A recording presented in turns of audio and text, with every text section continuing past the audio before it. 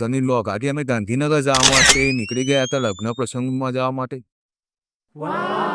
અમે કોબા સર્કલ થઈને લગ્નમાં ગયા।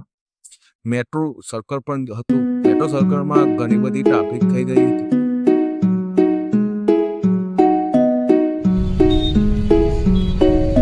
ટ્રાફિક એટલી ભરપૂર માત્રામાં હતી કે 15-20 મિનિટ વગર ટ્રાફિક જામ જ રહી। ત્યાંથી શાંતિને નીકળીને અમે આગળ વધ્યા।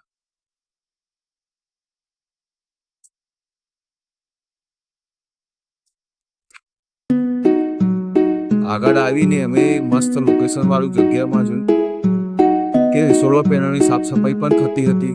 ત્યાંથી અમે એન્ટ્રી ગેટથી અંદર ગયા।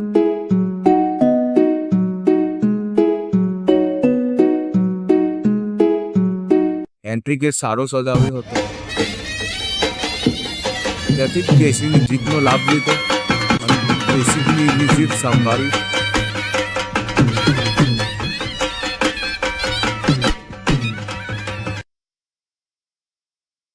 ત્યાંથી જમવામાં અમે જમવા ગયા।